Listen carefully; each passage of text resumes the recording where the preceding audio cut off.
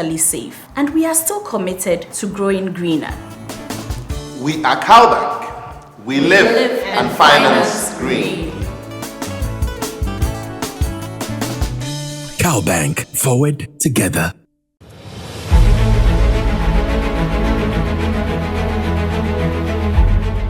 Climate change affects every aspect of our life. This isn't something that might happen to us in the future, it's something that happens already now. This is something that we have to do, we cannot afford not to act. Climate change is real. I think we can feel it and we can see it. You know, energy is a very expensive commodity in our country. And our people are very low income earners. And so if there's anything that will give us the ability to save on utilities especially, and also live in safer communities, live in communities that are sustainable, I believe that it's a very important, certification that we should be considering. So for us, EDGE was an option that we couldn't go without. It must make an effect on people because the whole idea is about sustainability, the whole idea is about being green. They are the catchwords of the moment, but the world cannot do without them at this time. And as we try to drive towards having a sustainable planet, green is the way to go. I think EDGE is important because it was developed with the developing world in mind and has made acceptance of green building certification more accessible for consultants in the developing world. Green building certification highlights what we are trying to aim here in Ghana, and also it confirms that our design is sustainable. We all want to contribute on saving our planet. So the minimum we could do is to look into the EDGE and make sure your building is sustainable.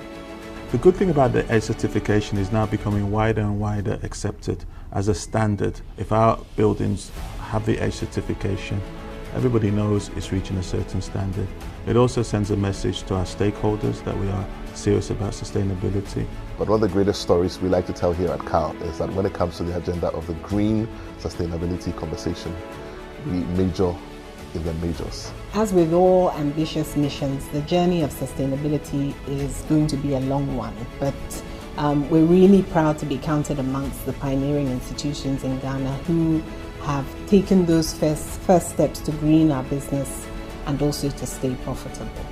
EDGE is valuable to our business in several ways, and every customer, client or investor seeking to buy a property must look out for an EDGE certified property.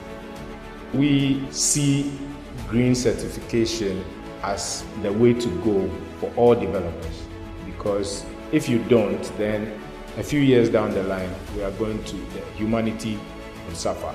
We believe every developer should start leaning towards green. The world has become a global village.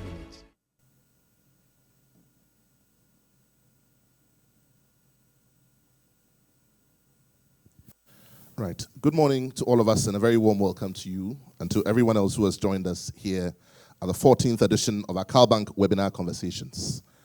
Today, in collaboration with the United Kingdom Ghana Chamber of Commerce, the UKGCC for short, we talk about green financing in what we refer to as a hybrid event. This event is both available in person and also available on digital media, or what we now refer to as social media. We're coming to you live from the CalBank head office here at Ridge, number 23 Independent Avenue. And we're coming to you live on digital media via Zoom, Facebook, Twitter, YouTube, Instagram, and also these days on TikTok. This morning's conversation will be on the main thematic area of green financing and its impact in addressing the concern of environmental challenges, and again, its ability or potential to create growth which is sustainable, effective, and self-perpetuating. This morning's conversation will also seek to highlight the role of the financial sector, and by extension, banks, in supporting the transition to a low or zero carbon emitting economy, looking at the opportunities for business to access green funding. According to a recent release dated January 10th, 2023, by the Oxford Economics Online Journal, and I quote, "As each year passes on, the climate emergency facing the planet becomes ever more so alarming.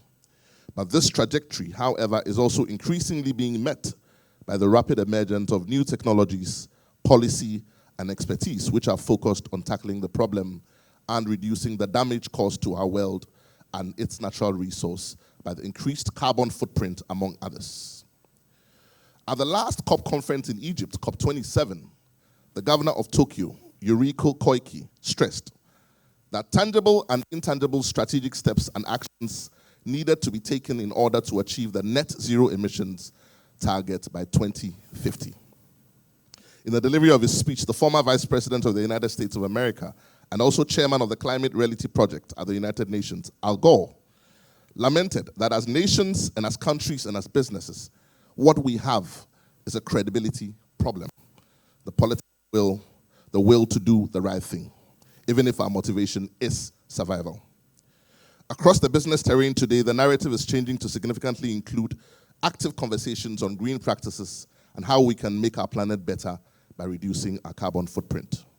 The major activity in the world today is trade, among others, and therefore we find it deeply embedded in the daily habits of trade and industry, our requirements for best practice, which have been prerequisite to receiving financial support at certain levels, all with the aim to improve our behavioral pattern in the direction of improving our climate and therefore saving our planet.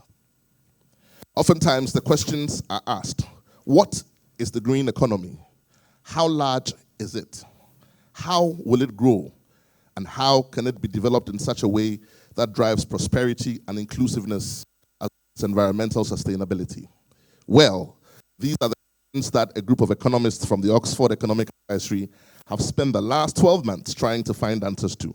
And these are some of the questions to which hopefully our engagement here today will seek or attempt to answer with the aim of providing perspective and the right context for our conversation today.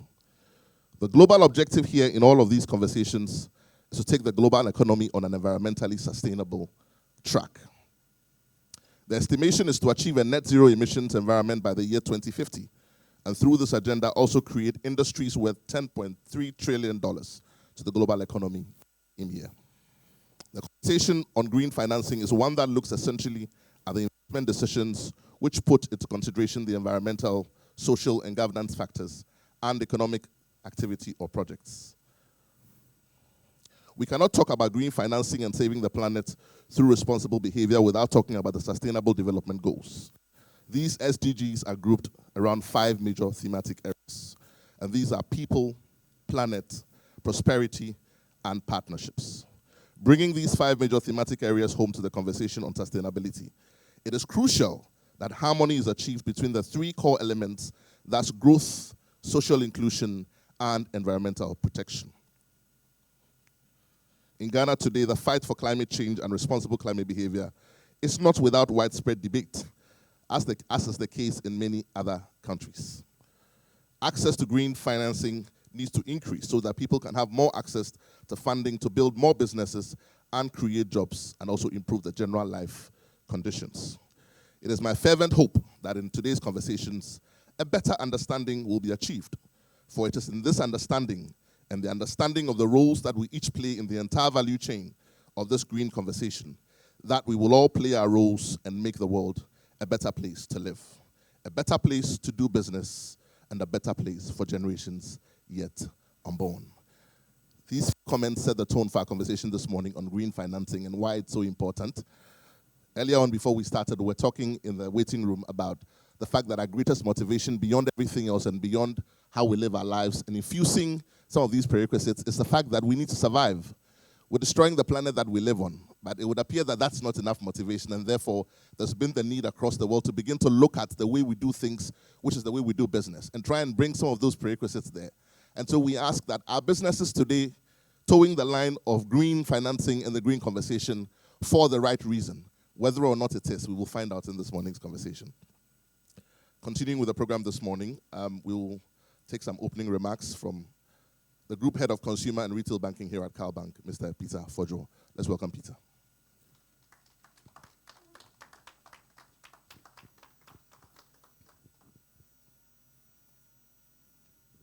Thank you.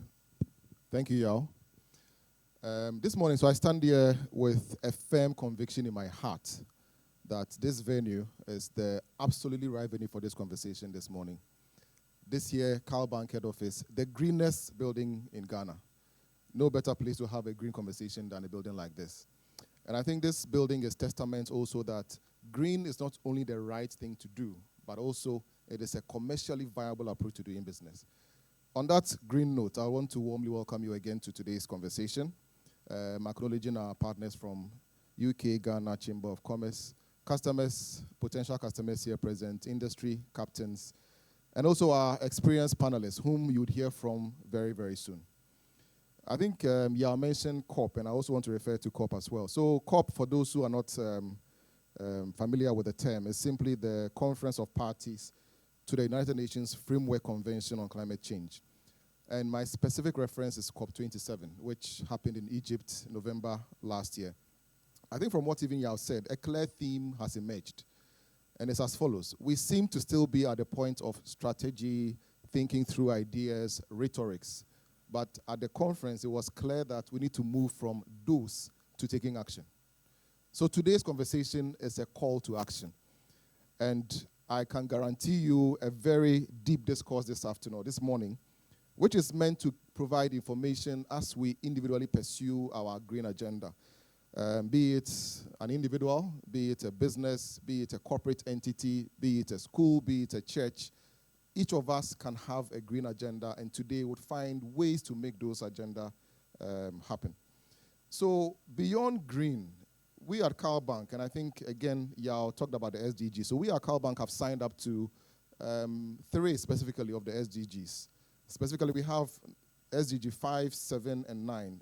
5 being gender equality, 7 being affordable and clean energy, why we are here, and then 9 being industry, innovation, and infrastructure. And as a bank, having signed up to these SDGs places sustainability at the very core of our business as a bank. But for me, the best part is that we don't only live green, but we also finance it, which is a mantra that we have here in CalBank. So again, in today's discourse, we are going to expose you to solutions and products which the bank can offer to us to help us actualize the green agenda we have as business owners. And again, here, you can be an individual who has an agenda within green. You can be a business owner. Regardless of who you are in this room, I'm sure there is a conversation that you can carry from this meeting to start and actualize your green agenda. The whole idea is to take action. So on that note, I'd want to thank you for coming, and I wish you a very great session. Thank you very much.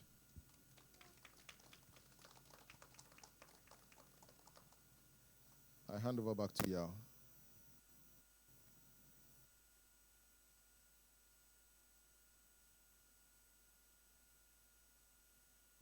Retail and consumer banking, CalBank.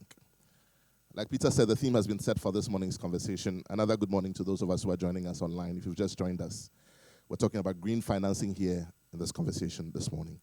We will now also take, when I started, I mentioned that we're doing this in conjunction with the UKGCC. It's a collaboration, and we're working together to make sure that enough awareness about this whole conversation is created.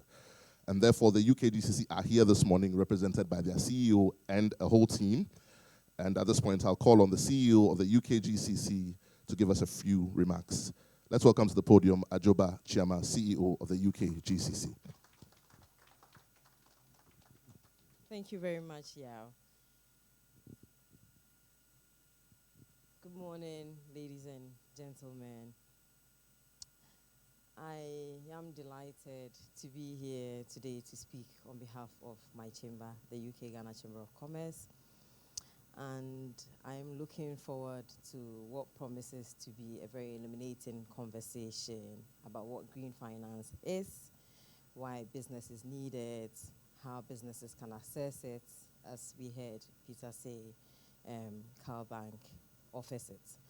And most importantly, we're going to be hearing from one of our valued member companies, Aqua Africa, on how they've utilized green financing in their business. Now, the UK Ghana Chamber of Commerce, as the name suggests, exists to promote and grow trade between the UK and Ghana. And we do this via the 3 main pillars of networking, advocacy, and trade services. So today's event sort of checks the box for all those three pillars.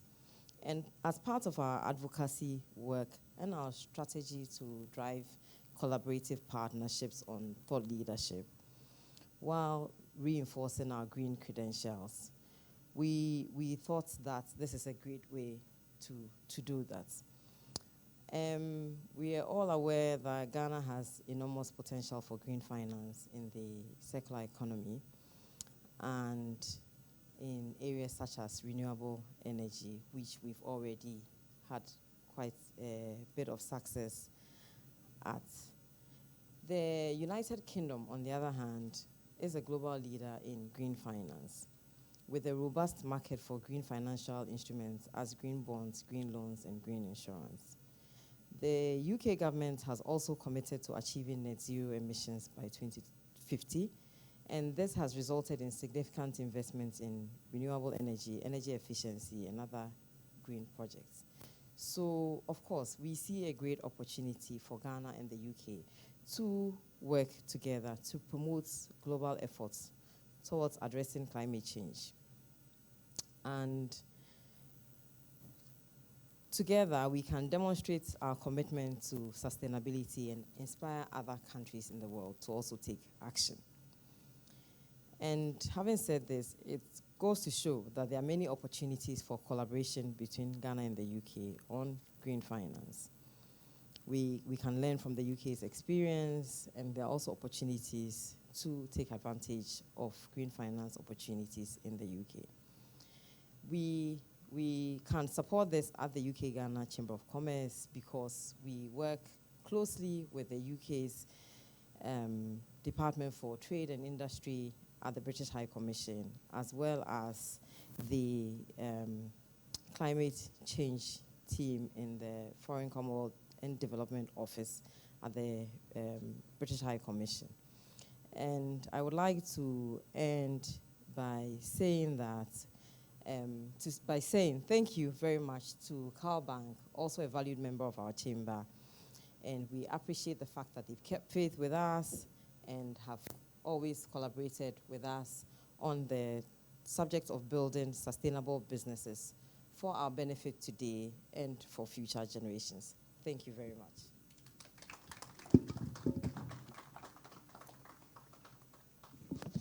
I think we can appreciate her some more. Ajoba Achiama, CEO of the United Kingdom Ghana Chamber of Commerce, also very eager to be part of this conversation on green. We will be having a panel conversation very shortly where we go into detail about some of the things we've talked about this morning. But before we do that, we'll take some brief presentations or remarks from our panelists.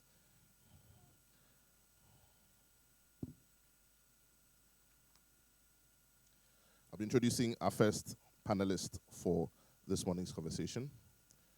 Our first panelist is a Ghanaian national and holds both an MPhil and BSc degree in botany from the University of Ghana, with specialization in plant ecology and conservation. He's also a certified ISO 14001 lead implementer.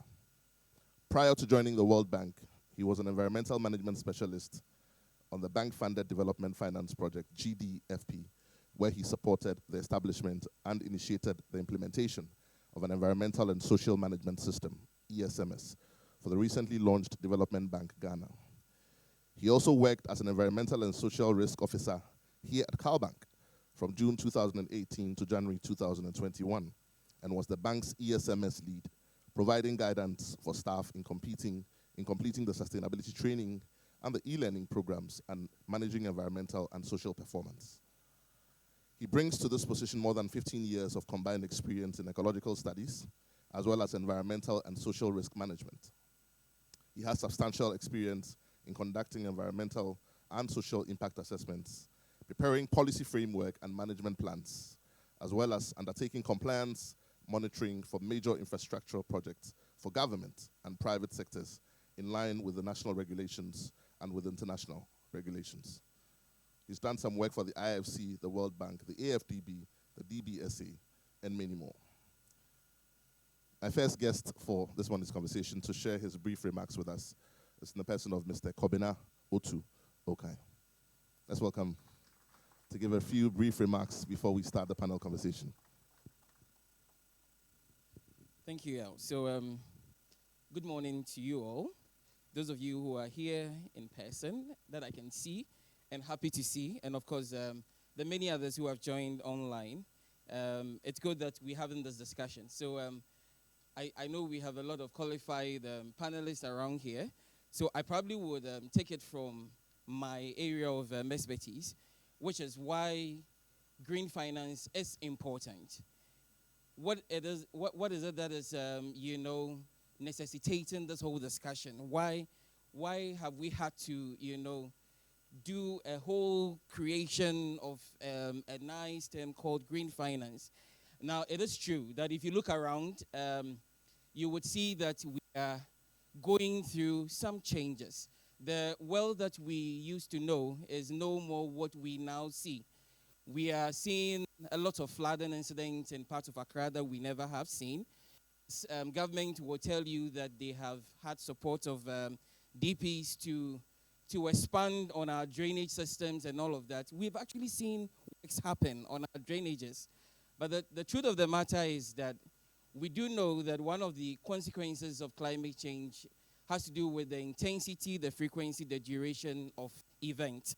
So what is going to happen is that we would continue expanding our drains and doing all that we can do, but the challenge is that climate change is happening. Climate change is real. And I'm here to assure you that we are actually going through some climate change episodes. And that's why it's important that we all become a part of the solution. So how can we contribute to behavioral changes? How can we provide the financing for providing some of these mitigation and adaptation measures? So just look back to some of the stories you may have heard in recent past. You look at our coastal areas, you go to places like Adan, and you would realize that communities on the coast are being lost to rising tides and flooding incidents. You go to the north, and now we can't even produce our own tomatoes. We would have to go to Burkina Faso as we speak. Our market women can't get the kinds of quantities that they get from Burkina Faso because of the conflict issues that they have. And so it's a big problem. It's affecting every sphere of our lives. It's affecting our economy. It's affecting our health. It's affecting everything that you can possibly imagine. So why does green finance for me become important? So green is green, as we all know. So just to share some thoughts, any financing that we're already doing, whether it's a debt financing, whether it's an equity financing, whether some de-risking instrument, whether it's a guarantee or anything, all the things that you already know already as a bank or a financial institution, because I won't believe that most of those listening to us this morning are from the financial sector, clients who also assess financial instruments. So what we are here to talk to is nothing new from what you already know. However, the purpose of that facility that you usually would go for is what we want to green, so that we can call it green finance. So basically, any financing that you do with a green purpose, and by that we're looking at the things that I've spoken about. Climate change is an issue of carbon, is a problem of carbon. So how do we manage the carbon problem, the carbon dioxide problem, so that we are able to manage the effect that we are experiencing, thereof. So you have forests, you have oceans, which happen to be, one of the biggest sources of what you call carbon sinks. They absorb carbon from the environment. What we're doing with the kinds of businesses we do, especially for those of you who are engaged in a supply chain that requires that you source some kind of raw material from a natural habitat. The problem that we have with the old way of doing business is that because we just don't care about how we get our raw materials and how we get our product done, we are depleting those sources that those things that I refer to as our carbon sinks. So we just don't care how we got our product. So the forests are being depleted, the oceans are being polluted, And as a result, the work that they are supposed to do as carbon sinks is being impaired. And as a result, we are helping, keep a high concentration of some of these carbons in the atmosphere and then suffering from the result thereof. So the challenge this morning is for us to look around us and to see what we have done wrong in the past, why we are going through the current climate difficulties that we have, and to say that even in our request for financing or in our seeking of financing, we want to be deliberate. We want to be strategic. We want to use those same financing instruments but give them a green purpose, so that in doing this, there is an integrated way of going about business and still solving some of these problems without, contributing to a deterioration of what we're already going through.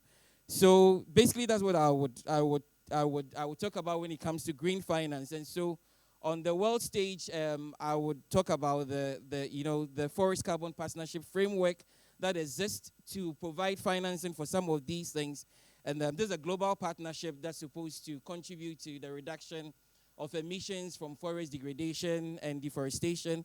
There are other examples that I'm sure we would have opportunities to go into once we start with the discussions. But what I would say is that at the government level, the World Bank, which I work for, has provided some support and continues to provide support. So there's the Ghana Landscape Restoration Small-Scale Mining Project, where we are identifying mined-out sites. By mined-out sites, we mean sites that are totally mined out, because if they are not totally mined out, you go and invest in rehabilitating these sites, and the people will go back because they know they are not totally mined out. So that's the criteria we use for this project that we are financing. It involves about $87.8 million US dollars. We also have the Ghana Emissions Reduction Program, which is a $50 million project, which is also supposed to lead to emissions reduction. And I can announce, actually, I'm sure some of you may have heard, just before COP27 last year in Egypt, that Ghana actually benefited from some carbon payments. And this is aside Mozambique. So we are the only other African country to have actually benefited from these carbon payments. What did we do?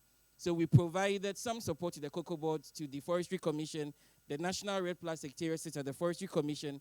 What they did was to empower farmers within our hotspot intervention areas, what we call HIAs.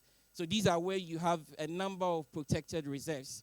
And what they did was to make sure that they're able to go about their cocoa farming and still be able to enhance biodiversity. So now the farmers have that understanding that you can actually promote biodiversity and still be able to be productive even in your cocoa in your cocoa activities. So that is also being done. Ghana got some $5 million US dollars as payment for what we did in 2019. The current monitoring is also going on. There's usually a third-party monitoring. Some verification has to be done, and we need to be able to indeed, quantify and verify that indeed we have been able to increase, our carbon stocks. And then there's the FIP, the Forest Investment Project, also a 50 million project that's also into land restoration. So at this point, I would want to say thank you. You're welcome for this program. I know that there will be a lot that we can discuss during the panel discussion time, and we will be happy to share how financing agencies, especially banks, can find very innovative ways of providing climate finance or green finance, as we call it, for their customers in order for them to be able to contribute to the green agenda. Thank you very much, and I'm happy to be here. Thank you very much, Kobe. Let's put our hands together for him one more time. Very profound thoughts there. And Kobe, it's refreshing to know that we had some money back. Not just the money, but the fact that we did the right thing to get the money back. And I hope that we can do a lot more right things so that we can get some more money. Our second panelist for this morning's conversation is a seasoned banker and is presently the head of our corporate and institutional banking department here at CalBank. She's had over 15 years of experience in the Ghanaian banking sector and has extensive interest and expertise in project finance, credit, and risk management. She holds a Bachelor of Arts degree in Economics and Computer Science from the University of Ghana and a Master of Science in Finance from the Ghana Institute of Management and Public Administration.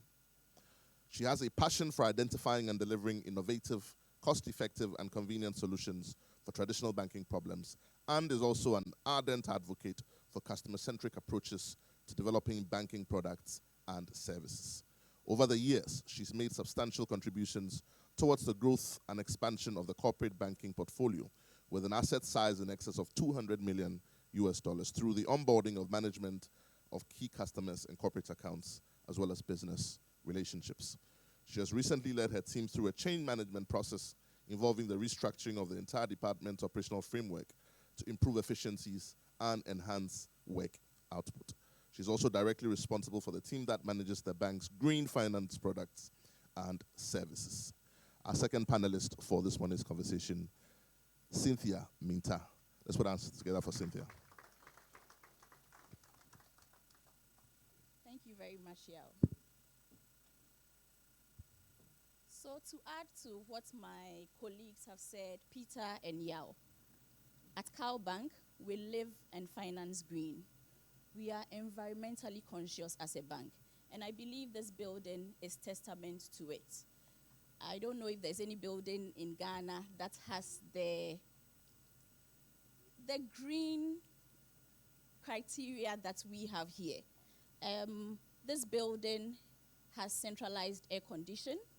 We have motion-censored LED lights. We have water management system. There's a building management system in place. You will not find us using plastic cups in CalBank. We use paper cups. So we set the pace. I don't know of any bank in Ghana that can pride itself in green financing as much as we do.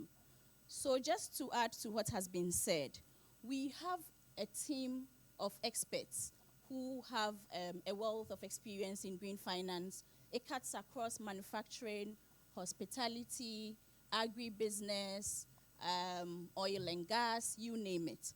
And our partners, we have very strategic partners that we boast of. We have IFC, AFD, and the EU. And we also have technical partners such as Sunref, Kite, Econola, and the Energy Commission is one of our technical partners. So just to give you an insight into what we will be discussing, what we have done as a bank is to come up with green finance projects and products, that are extremely affordable. We offer competitive rates. We are flexible as far as the tenor is concerned. The lowest tenor we have is 3 years. We have between 3 years and 5 years. So for energy efficiency, we will do about 3 years. For renewable energy, we will do 5 years. And also, the sweetener in here is that there is a grant of up to 10% of the loan amount that is offered by EU. So upon completion of the project, we would give you a grant of 10%, which reduces the principal amount and therefore lessens the burden on the borrower. We also have technical assistance from Sunref and other partners at no cost. So I will just end with a quote by Barack Obama that says that we are the first generation to feel the effects of climate change and the last generation who can do something about it. So I believe that we should resolve as individuals to live green, to protect the environment, to ensure that we provide the next generation with a more resilient future. Thank you very much.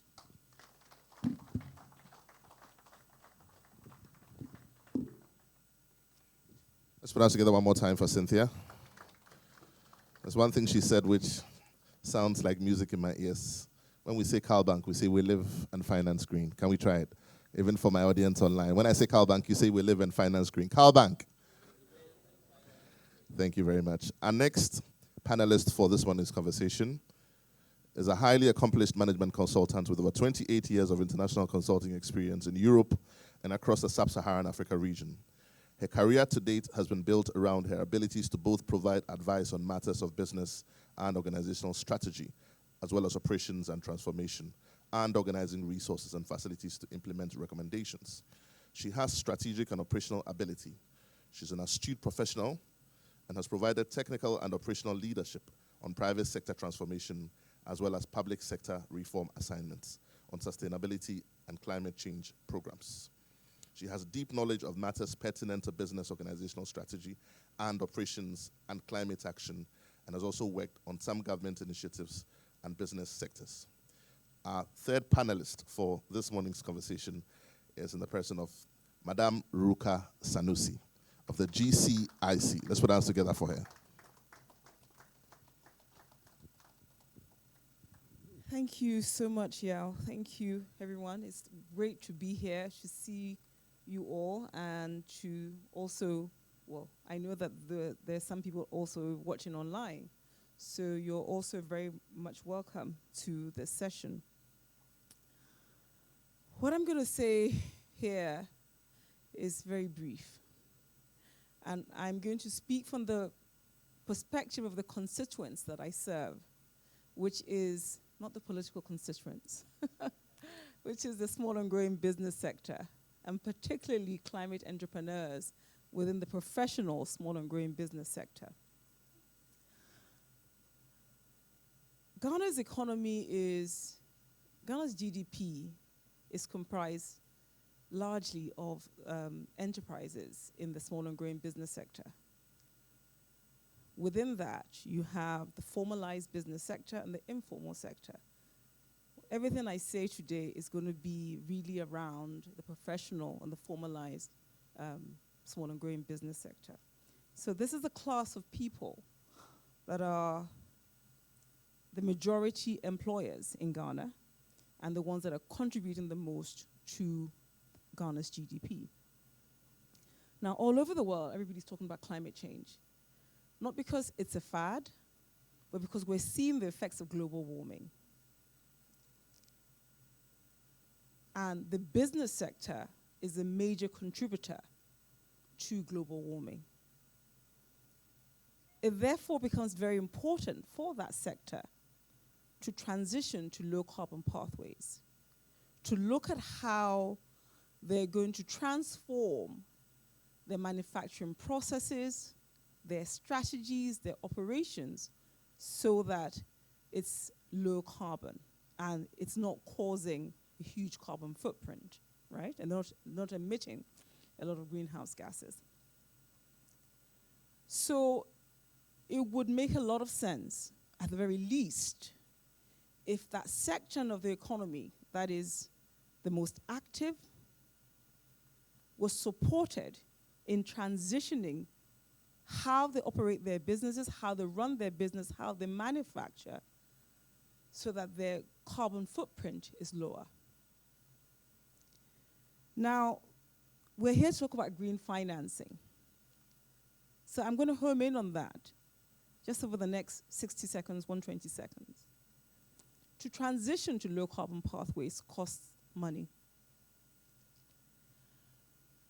One of the things that we do at our organization is support such enterprises with finances, grants, and business advisory support, and technical support services so they can become more climate smart. In other words, we're preparing the potentially big business of tomorrow today. These are small and growing enterprises today. They're climate entrepreneurs, or they want to become climate entrepreneurs, so that when tomorrow comes, right, when they are the Nestle's of tomorrow, when they are the Total Energies of tomorrow, when they are the BPs of tomorrow, right, they're doing so responsibly.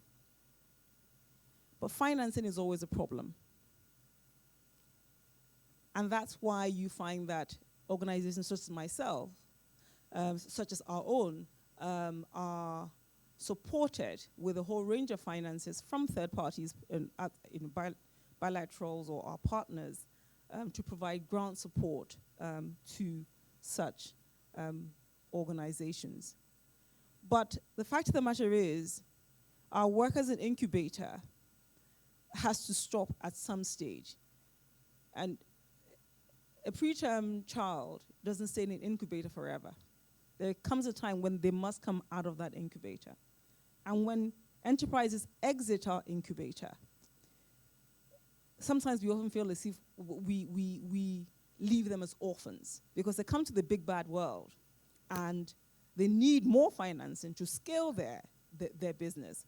But that financing, the conditions attached to that financing makes it actually prohibitive for them to actually scale their business.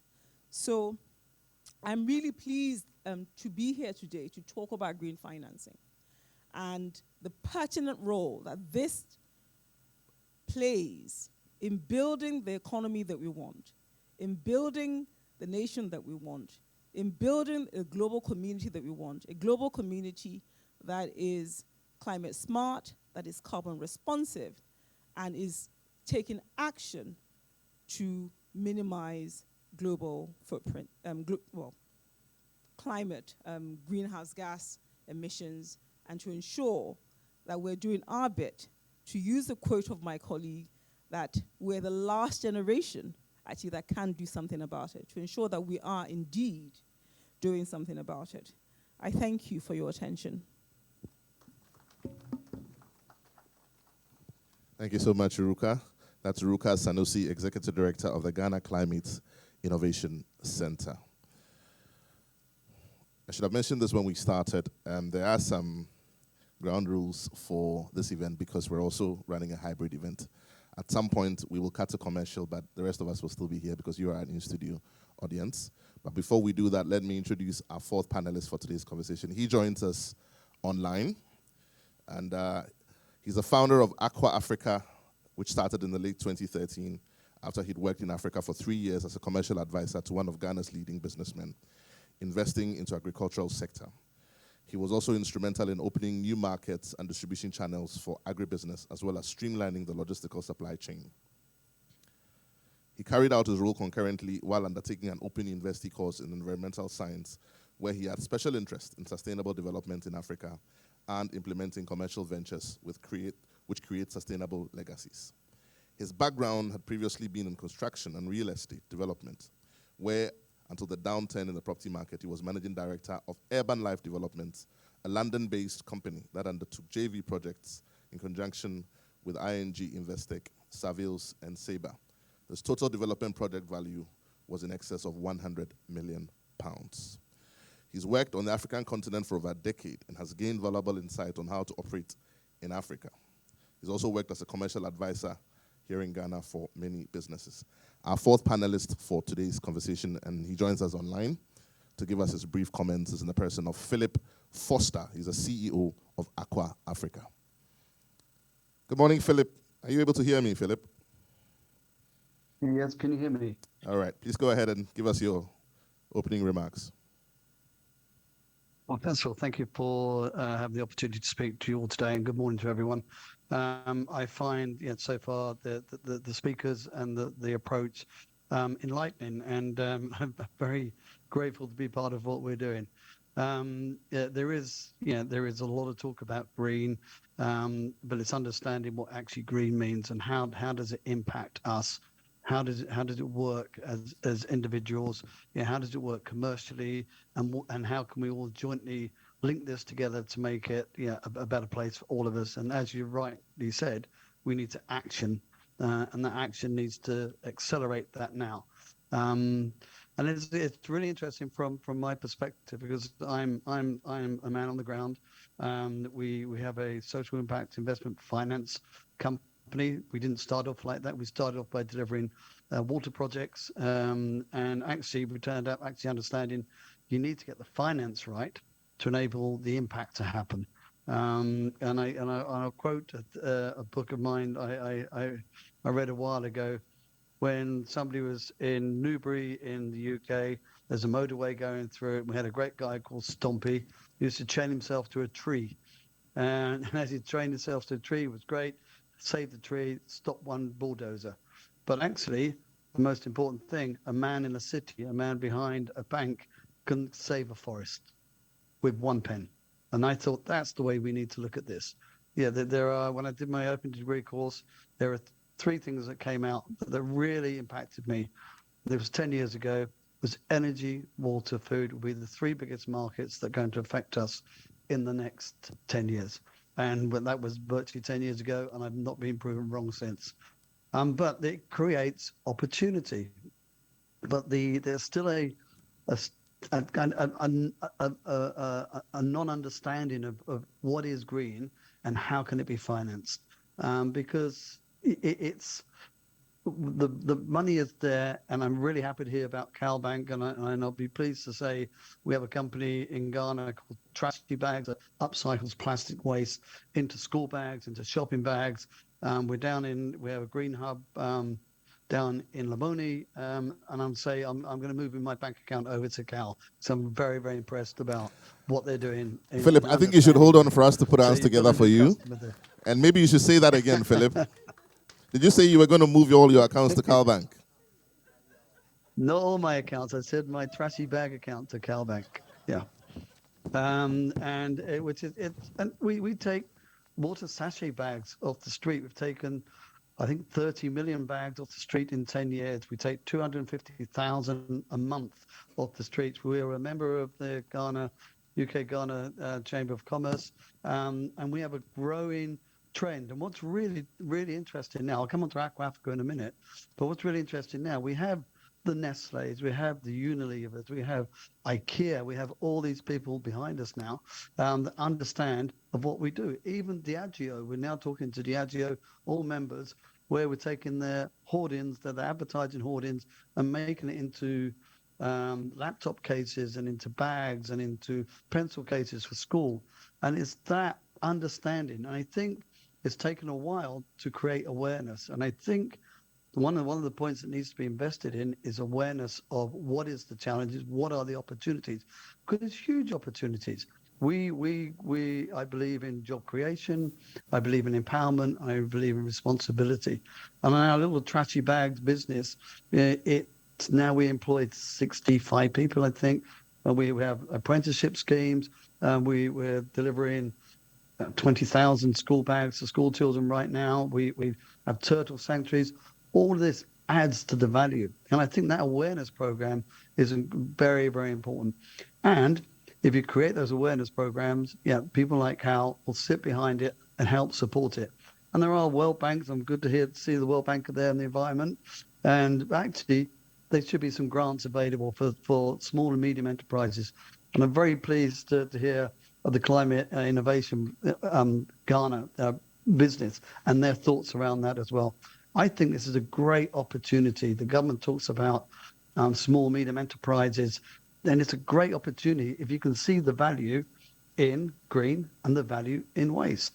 And that's what we're trying to do. And that has to start right at the beginning. So delivering school bags to school children from the age of 5 onwards embeds future thinking about green and about plastic waste and upcycling. There is no doubt there is finance available.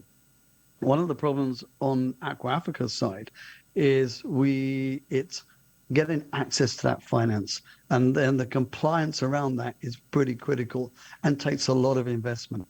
But there's a good way that we can look at maybe mentoring and partnering with small businesses to develop. It's the small businesses that are going to grow and grow and grow as we take more and more responsibility in understanding what our planet, the value of our planet is, etc. And I'm going to give you an indicator on a project we're doing in Ghana right now on a bilateral agreement between the UK government and the Ghana government in delivering water to rural areas. And we're doing 225,000 people out of water poverty. And we are the first green accredited bilateral loan from the UK government to Africa, not to Ghana, to Africa, and also by HSBC to Africa. This means that Ghana is a pioneer and leader in understanding green, and also pioneer and leader in wanting to actually do something in the green market. Our loan facility was 30-odd million euros, so it's quite substantial. But why does it become green, and what can it do? And I'm going to give you an example how green works. So we normally go into a rural community working with the Ministry of Sanitation and Water Resources, who are excellent and working as a great, great partner with us. There's a borehole that's probably broken. We'll fix the borehole. We then pump water from the borehole into a tank, put it through a nanofiltration system, and clean water comes out. That's all done by using a solar panel. Now, and within that solar panel, we have a data collection and a fobs. It's all prepaid. Touch your fob on the prepaid meter, water comes out. But when that water comes out, it releases more than just water. It releases data. Data. It's very important to understand how water is supplied. It also releases what I call is a carbon credit, because there's a thing called water benefit certificates, and the only reason you get the water can come out is because you've got off-grid solar. That off-grid solar enables you to capture carbon credits. All those credits go back to the community, and that creates a green understanding, a green responsibility within a community. And then if you expand the solar panels by 15%, you can sell electricity very cheaply in the community. And by having a linked network of these kiosks, you can create a network for internet, which means you get people like MTM want to come on board so you can get access to that internet. So from a drop of water, you have 4 or 5 revenue opportunities that all sit around green. And that really gives an indication of what can be done. And I think right now, I do believe Ghana is a pioneer and leader. We've got some small challenges, of course, at the moment, but actually the small, medium enterprise, getting awareness, get them to understand the value of waste, the value of green, and enable them and training to understand how you can capture that finance is where the opportunity lies. And I'm happy to show and admit that we are going to become a client of Cal to prove what I've just said, to prove that we are the company that can make a difference. And if we can make a difference and make awareness to everyone else, those people around us can also make a difference as well. So I hope that makes sense, and I really appreciate, and I am very pleased to be on this call. So thank you very much. Thank you very much. That's Philip Foster, CEO of Aqua Africa. We will be getting into the panel discussion in earnest very shortly, but before we do that, we'll take a quick commercial break. When we come back, we start the panel conversations. Welcome back. For those of us who are joining us online, if you've just tuned in, then this is the 14th edition of the CalBank webinar series on the subject of the green conversation for sustainable development and growth. Today we're talking about green financing. We're going to start our panel discussion in earnest, and our panel today comprises people from different parts of the economy. We have representatives from the World Bank. We've earlier on introduced him, Kobi Otu-Okan, who's an environmental specialist with the World Bank. Kobi, thank you so much for taking the time out to join us this morning. We've also had representation here from the banking sector. Cynthia Minta, who's the head of corporate and institutional banking here at CalBank. Thank you so much, Cynthia, for joining us this morning. We also have a representative here on the panel this morning from the Ghana Climate Innovation Center. Ghana Climate Innovation Center in the person of Ruka Sanusi, who's also the executive director at the center. Ruka, thank you so much for joining us. And of course, our final panelist for this morning's conversation, we have the CEO of Aqua Africa, Philip Foster, who joins us online. Thank you so much, Philip, for joining this conversation. Just testing if you can still hear me, Philip. I'm sure that he can. Right. So let's get straight into it. For the last couple of minutes, we've been talking about green financing. We've tried to explain what it means and what it stands for. And I know that prior to coming in here this morning, we had a rather hearty and warm conversation regarding how we think that we can all become better for it, and how the greatest motivator doesn't seem to be motivating all of us, which is the fact that we're destroying our planet, and therefore we need to survive. You thought that the greatest human instinct is survival, but for some reason, we all think that it's the other person's problem and not ours. It's the person behind the mirror. And so it's become important across the business terrain today to factor in the green conversation into the things we do. Human beings are creatures of habit. And so one of the biggest things that we do is that we trade. We move about. We don't sit in one place. We get up in the morning and we move about.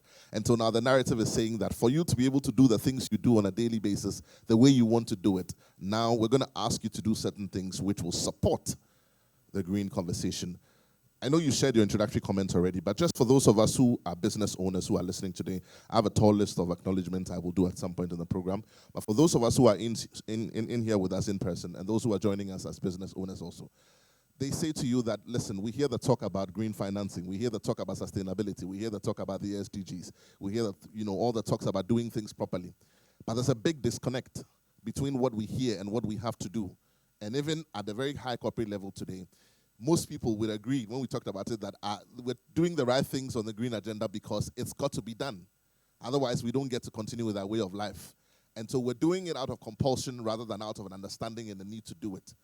How do we create the connect, if you will, for a business owner today who says, listen, I've come to understand that I need to be a bit more responsible in giving back to my community, in saving the world that I work in. I'm a manufacturer. I'm, let's say, a goods person. I'm a transporter. I work in health sector. I do XYZ. But I want to start being part of this green conversation properly because I understand it. How do we create that connect, if you will? Maybe Ruka, I see you nodding very strongly. Do you want to start for us? Yes, please. I really like the premise of your question, because you're alluding to the reality and the fact that, what we have in climate change is an opportunity to do different as it pertains to things that we do day in, day out. The way that we fuel our cars, the way that we cool our homes, the way that we even heat our homes, the way that the practices that we use, the farming practices that we use to put food on the table, the way that we ensure food security. Now, in the past, and even to a large extent, even still currently, all of these were continue to add to our carbon footprint and emit greenhouse gases. So even in the world proffering for a new way of doing, a new way of thinking, yes, it's a survival thing. But we mustn't forget, Yao, that in of itself offers opportunities and business opportunities at that, commercial opportunities. Hence why their financing becomes even all the more important, right? Forgive me, but let's just use a very crude example, right? In issues in terms of survival. There's something happening in Sudan right now, something not so pleasant. And some governments are evacuating their people out of there, right? A lot of what the governments are doing, they're using third parties to do it, to evacuate people, right? There's a disaster and there are opportunities, right? Some of which are commercial. It's the same thing with climate change.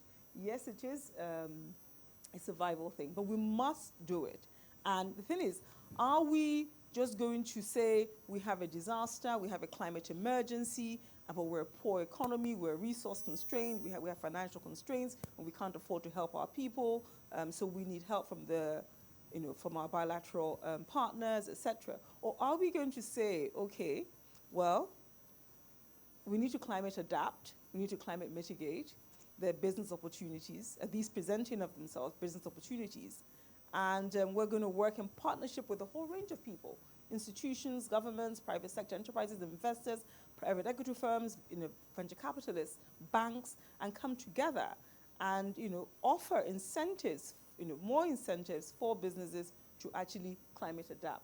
So, yeah, it is a survival thing. We are doing it because we need to survive. Our planet is hurting, but as our planet is hurting, it's also hurting us. We're suffering so many things as a result of that. Higher prices, just one thing, just because of what's happening with global supply chain. We can redress that by creating business opportunities that will also address this survival issue. I know when we were talking earlier, Kobe, you made some very spirited comments. I'll come to you shortly, but let me take this one from Philip. Philip, same question on the back of what Ruka has just shared with us. I'm listening to us this morning. I'm listening to the conversation. I'm an SME. Let's say I import X products, and I sell it in the country and all of that. Why should I care about green financing? How does it affect me? Is it not very far removed from me? How does it affect me? It's, I take it you can hear me okay. It's interesting, Ruka, I think your points are very well made, and I would support those. It's change, and change happens slowly. No one really wants to change, and I like the word adapt. We need to adapt. We don't need to change. We need to adapt. And there's a process of that adapting, and it's that transition and how long that transition stage is. And along that transitional stage, you need to motivate that to work better, and you motivate that by the creation of jobs. You make it commercial. It needs to be commercial to people to take climate change seriously. People aren't going to change the way they drive their trucks if there's no incentive to do so. Exactly. People aren't going to take away work using the wrong pesticides or fertilizers if there's no incentive. There's an element of incentivization needs to be done, but also that incentivization become a responsibility, as we're doing with our water projects, in the community. And actually, when they can see the difference. Now, what's really interesting, and from our side, we put one of our water kiosks and the water tanks into a village. The the community engagement was the hardest thing to get people to buy into change, into that transition. However, soon as we did it, soon as we had the first one in place, and people were queuing up for water and getting clean water for less than a half a peso a litre, and it's all financed in the correct way, everybody wants it. And that really accelerated. So we went from one site, it took a long time to get that site to community engagement, to all the other communities accepting it. And the problem is what we can't do now is keep up with the demand. So it's a very interesting way. You have to change. You need to manage that change, and that change can be managed if you do it on small, medium enterprises, given that empowerment to communities, given that empowerment to people, and show that that business is there. As an example, right now, if you go around Accra, I'm in Guinea, by the way, so that's why I'm online. If you go around Accra right now, look at how many sachet water bags you see on the streets. Not many, because there's a value. How many plastic bottles you see on the street? Not many. There's a value, and that's the change. If you want to see real change now, generally on the streets around Accra and around Cantonments or wherever you want to be in the Ridge area, you don't see plastic on the streets anymore because it has a value. That's the first steps to change. And I think you need to commercialize and understand that waste has a value, green has a value, and how to unlock that through small and medium enterprises. That feeds back into community. People make money. People can afford to eat. Everything feels much better. And then you want to incentivize it even further and further and further. And I think universities, education is the key point of how that change and that adaptation actually happens as well. But I see as an immense opportunity, it's identifying how long that change is going to take, and we need to accelerate and we need to motivate that change. Right. Thank you so much for those thoughts. I mean, we're talking about the fact that we don't need to do it out of compulsion because there's value to it. It's interesting that we need to add some kind of motivation before businesses can begin to realize it. But the follow-on question, I understand that you have to leave us very shortly, Philip. I'd like for you to answer this one before you do, though. That having talked about the motivation to do it and the fact that there is value when people invest in these things, talk to us about the quality of life and the cost of doing business and how that's affected for businesses. Because obviously that will become a greater motivator. If I'm a business, I'm into manufacturing, I'm into entrepreneurship, I'm into whatever, distribution, transport, haulage. And I can understand that at this point, if I do not begin to involve myself in the green conversation, then at some point, the cost of doing business is going to go up. The quality of life for me and for the people I employ to work for me is also going to go down. Then it becomes a better motivation. Just share some thoughts with us briefly, if you will, on how all of this affects the quality of life and the cost of doing business as an incentive and a motivation to being part of the green conversation. Well, straight away, I think on the business commercial sense, I think there has to be an incentive has to come from a taxation position, from government. If you've got solar panels on your roof and you're not pulling energy from the grid, and that works. That creates jobs in accelerating the green initiative on solar panels. It's because we have a lot of sun in Ghana as we want to. But that needs to be incentivized from a government initiative. And then the business community will take shape and start moving. Right at the moment, we have a lot of taxes on everything at the moment.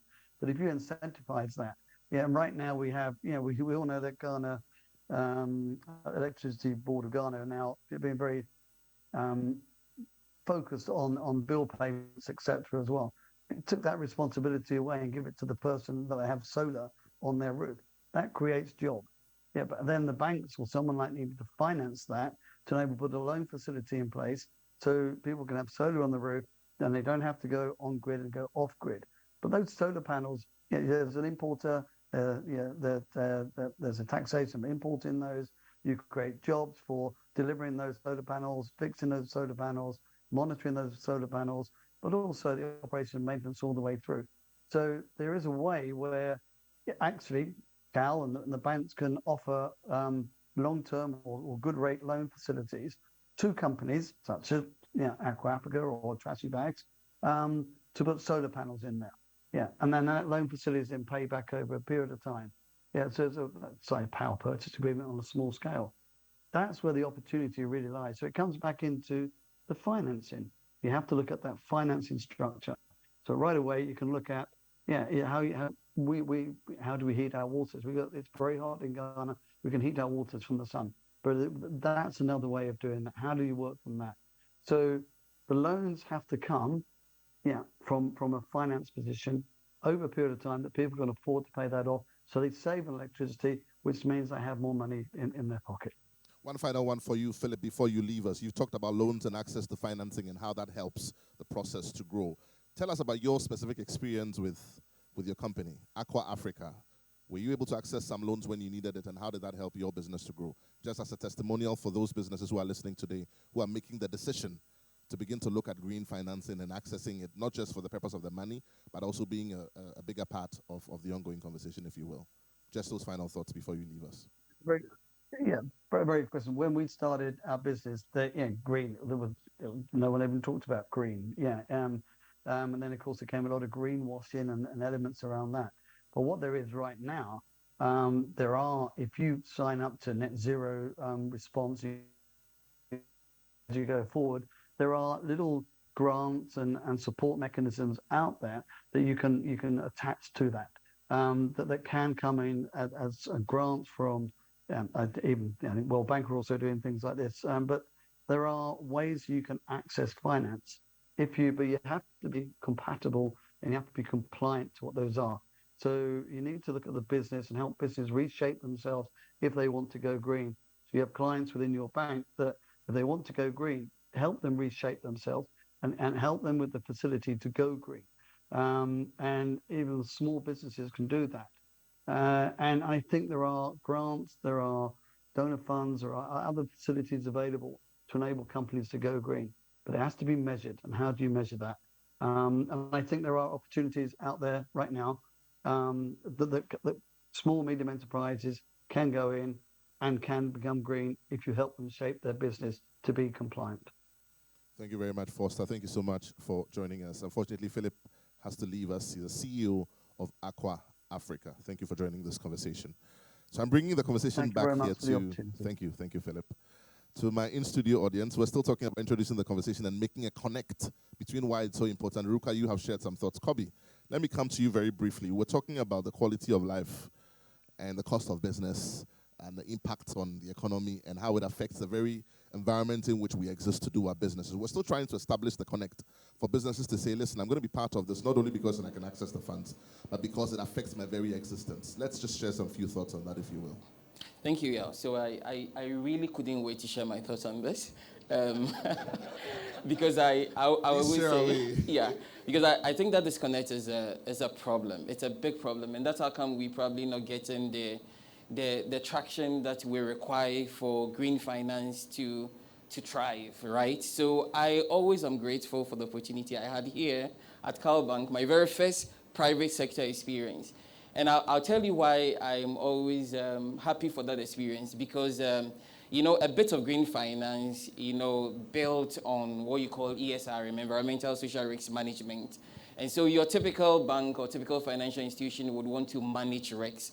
And so in most of the discussions, it centers around environmental social risk management. You're identifying the risks associated with a proposal and trying to mitigate them. so that they don't, become a problem. But the challenge has been that in this whole discussion of risks, there are also opportunities. And we usually don't pay attention to the opportunities. So I had opportunity to visit a number of CalBank clients, and I realized that your typical client will probably be doing something already green, but may not even appreciate that what he's doing is green. So this is how I went about it, and this was the experience. Because you want to do an environmental and social due diligence, they are worried that this is another level of frustration. The bank will ask for this, they will ask for that. They ask for all their financials, they will do all the appraisals, and you now want to do an environmental and social assessment on a client. So this is what I noticed. You go to a client that probably has a business that is energy intensive. So what are the opportunities there? Your normal or average client will probably be looking at making savings in terms of money. So in a way, he has some kind of system that checks how much consumption he does in a month or in a year. All the idea behind that is that he wants to save some money. So this is where I would then approach such a client and tell him that yes, that same process is really what I would also be interested in if I want to look at your energy savings. Because for you to be able to determine really how much you are spending in that sector or in that area, you also would want to be monitoring. So in monitoring, don't just look at how much you are spending, look at the absolute consumption figures. Now try and build a record or a register of your consumption over time. Try and see where you can make those technical savings. Now, when you're able to determine that probably by some change in a part of a process that, of your business process, or by some modification of an aspect of the process, you would be able to probably save about 20 to 25% of your energy consumption. That becomes green. And so a company like that can then package this kind of historical data. You then can present it to a CalBank and say that, see the kind of trend analysis I have done in terms of energy consumption, which is really one of the big areas that you will discuss when it comes to green finance. You demonstrate that this is how much you've been able to save going forward. These are the things that you think you can do to help you save more. You bring it to a CalBank that qualifies straight away for green finance. And so the disconnect becomes a problem because we always are, motivated by the financials of our operations. We tend to forget that what we do sometimes invariably also brings us some environmental savings. So you go to a food industry where water is an important, resource or raw material. They use huge volumes of water. What can we do in order to be able to make those savings so that we can sell those savings to a potential financier and be able to demonstrate to them that we are indeed conscious, we are being deliberate. This is the figures that we have had over these past years. Going forward, this is how much we think we can do to save on energy. Could it be that we want to use some motion sensor taps? I don't know. Maybe is it about metering certain aspects of the process or the business line so that you know exactly where the wastages are and you know how to save them, you know how to recycle them. So the opportunities for me exist even in businesses that we already finance. And I've always believed in greening the existing portfolio rather than going out and chasing for the nice and interesting looking initiatives. The initiatives are good. Outright energy or green initiatives are wonderful. But in order to be able to make some traction, let's start with the portfolio. What are those aspects that we can green? And what benefit can we make from greening those aspects so that it becomes, an opportunity to overcome that disconnect that, our clients may have. It's important that education comes in, we get them to appreciate the basis of what we call green. And when they appreciate it, it's easier for them to access green finance. Yeah. Wonderful thoughts there. Greening the existing portfolio. Cynthia, let me come to you very briefly. I know that here in CalBank, we have a wide portfolio of offerings for our customer base. So I'm looking at just a brief sheet of our customer base, and it spans across industry. There's insurance, there's real estate, there's manufacturing, there's procurement, there's telecoms, and all of that. I find that my final question to sort of help draw the connect is this, that there are some companies who will say, listen, I can go online and get some data about how all of this affects me and all that. But for their own personal understanding, not with specific reference to any particular industry, but if you pick any of your customers, how would they sort of draw a connect? Let's say insurance. Let's say, why should they be sustainable? Why should they be thinking about green financing? How does it help them? Okay, thank if you you, will, just some thoughts on that for me briefly. I think that's a very interesting question. And just to add to what my colleagues have said, I think green is a lifestyle. So it doesn't matter which sector you operate in. It's about our day-to-day activities. And like Hobna just said, it shouldn't be just the numerical, the financial bit of it, but what savings are you making? Are you protecting the climate in any way? It could be something as simple as segregating even the waste in your home, in your office, just to ensure that there's some form of protection for the environment. Because as we rightly said, if we don't protect the environment today, the next generation may not have any climate to live in. And so it doesn't have to necessarily be a very complicated project process, or equipment, but just the way of life. And that's why at CalBank we have set the pace. We've led by example. We have the motion censored lighting, the taps in our washrooms. So it has to be a resolve, an individual resolve to decide that I have to take a step to protect the environment. She's so right about the motion sensor lights. There's a joke we tell here in Cal that if you fall asleep at your desk, the lights will go off in your office because it responds to movement. And so if you're asleep, you wake up and the lights have gone off. I'm going to come back to you, Ruka. I know you have a few comments to make because you are with the Ghana Climate Innovation Center and you handle a lot of trainings at that level trying to create the connect. But let me take a quick comment from Ajoba Chiama, CEO of the UKGCC. What are your thoughts on creating the connect, and what has your experience been with some of the members of the chamber and their understanding or the willingness to connect between the green conversation and the day-to-day businesses, if you will? Thank you, Yao.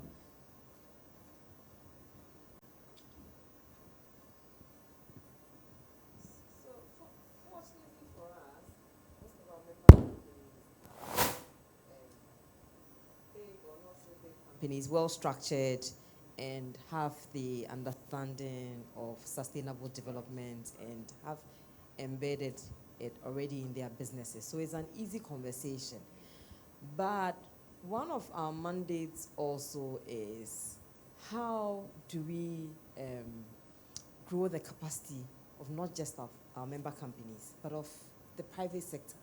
Because when we say we want to see the private sector as the engine of growth for Ghana, then we must do the work to ensure that an even dynamic between the formal sector and the informal sector is reduced so that we have more businesses in the formal sector than the informal sector. And that's why we collaborate with our member companies to host events like this, because it's part of our capacity building mandate to create more awareness beyond our small network of member companies and stakeholders. So over the years, there's such great content that we've put out, and like you said, this is not the first time we are doing this with CalBank. Every time we have a green conversation, we do it with CalBank, and all of that content is on our YouTube channel. Right. Yeah. Thank you so much for those comments. Cynthia, let me come back to you. So now that we've sort of succeeded in creating the connect, someone is listening to us this morning. We have a tall list of clients who have joined us. Like I said, I'll do the acknowledgements at some point. They're thinking, now that I understand it, now that I know why I should do it, how do I become part of the conversation? And while you talk about that, you can talk to me about how does one qualify for green financing here at Cal? What is the nature of the financing structure? What are the benefits? How does one become a part of it? Of course, there is a sweetener, which is the money. But when they have gotten the money, How do they become a relevant part of that entire conversation, if you will? All right, Yes. okay, thank you, Yao.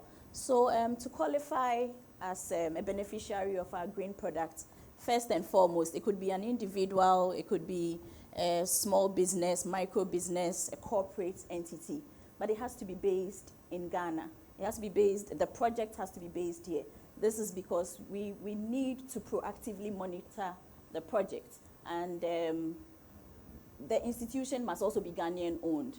We also consider energy performance contractors who are embarking on projects that are energy efficient, renewable energy, and like we said, it cuts across. So we are a phone call away. We have experts, relationship managers who will walk you through the journey. We have partners we have IFC, EU, AFD as partners, and we also offer technical assistance. I see some of our partners here, Energy Commission. Yeah. Give us a wave. Yeah.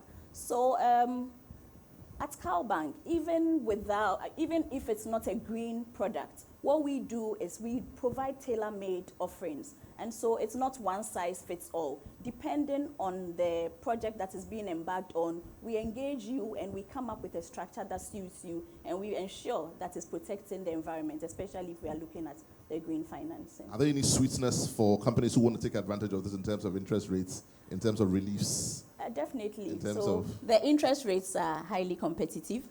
And of course, interest rates, we all know, are based on the risk factors. So we would conduct a risk assessment, and depending on, but I can assure you that it's highly competitive. We offer facilities both in Ghana cedi and the US dollar.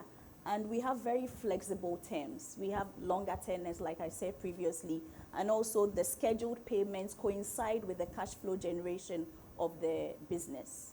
So essentially, we go out of our way to make it easy for you to be a part of that conversation. That's what you're saying. Exactly. Because clearly some of those offerings are a bit lower than what you would do on the general market levels. Yes, our typical offerings, yeah. Ruka, your center is the Ghana Climate Innovation Center. And when we're talking earlier on, you're talking about engaging in training and capacity building at a certain level for private sector to help them to grow. What does a center like yours do in terms of helping the transition for businesses into the green conversation? Okay, I'm going to answer your question in a minute, but I'm going to go back to the previous question and make a contribution, because I feel it's really important. I think Kobnar and Cynthia talked about greening portfolios. When I was coming, somebody said to me, just keep it real, keep it about what people can understand, the small and growing business sector as well. I'm going to give you 3 examples of a sector that is ordinarily not a green sector, but how being green can be commercially viable. So if you take a catering company, and I think they actually cater for you guys as well, right? They cater for big corporates and all of that. And they came to us and said, look, we're okay financially, but our clients are in the diplomatics, they're diplomats, are big corporates, and they're asking about sustainability and climate change. What can we do? So we did our assessment, and we supported them with getting biogas and also solar power, as well as a whole range of other advisory services that we provided. Now you may think, okay, solar, we're fine, and then biogas, so what? Well, a lot. So what? A lot of what? Because with that, they become more competitive, right? They were giving me an example of how maybe in any one day, maybe they're frying 300 eggs, right? Ordinarily, because of the cost of doing that, using electricity, right? And they have the machines to do it, but it eats up a lot of electricity. With solar, they're now more efficient, and less people can be deployed to frying eggs in the morning, right? Because they can actually use the equipment that they had in the first place, but they couldn't use because of the cost of doing so. That's efficiency, right? But with gas, they have food waste. They're a catering company. That food waste would normally have just gone into the bin, to landfills, emit methane, and then add more to global warming. And they're now able to turn that into gas that they now use for cooking. So it makes economic sense. Another company, they grow coffee, right? They farm coffee, and then they coffee beans, and then they make coffee. So they work with smallholder farmers, particularly women, organic farming. great business. Again, okay, my board is telling me about sustainability. I'm going on this thing in America, this training. How can I really turn this around? How can I transition? How can I climate adapt? So, we looked at the roastery, right? Roasteries, emit certain greenhouse gases. How can we give you or work with your equipment or help you to purchase another equipment that will limit all of that, right? That will limit, reduce the emissions, right? And they roast, I think, twice a week. As their clientele gets bigger, they may have to do it every single day, right? But if you're emitting more, that doesn't, you're not responding to what your board has asked you to do, right? So we need, greener equipment. You need, greener technology and to product developed so that it is more climate smart. So I just wanted to use those two examples and as to linking the environment, the ecology with financial and commercial viability. Now, the other question that you asked me was really to do with what are the gains? Or, exactly. Okay, stories, if you like, testimonials, stories. challenges. I mean, I'll give you our own institutional stories in terms of the results that we have from supporting in some of these enterprises. Maybe you can actually also tell us some of the things you do specifically. Some of the things we do specifically. Okay, so we provide business advisory services, right? We can't assume that an entrepreneur has gone to University of Ghana Business School and has an MBA in finance, or has gone to Yale, gone to Harvard, gone to Wharton, or whatever it is, right? People, come into entrepreneurship. It doesn't mean that, because you're an entrepreneur, you have this business management and operational skills to actually run your business successfully. You may not know about certain practices. So we support them with that knowledge base. We have a curator program that we call the mini MBA, which just gives our cohort members insights into best practice as to how to run a business. Now, we also do assessments and then provide support around technology and product development. I've just given you examples of, just two enterprises that we've looked at their technology, how they operate, their manufacturing processes, and how that can be greener, right? That's the kind of support that we provide. But we're also providing them with financial grants, right? And also linking them with, forward financing, even after the grants. And we do a lot of work around storytelling. Storytelling for the whole of Ghana around climate advocacy, right? As well as storytelling to attract what we call talent, the right entrepreneurs that will give us the results that we need around job creation. Climate change brings job opportunities.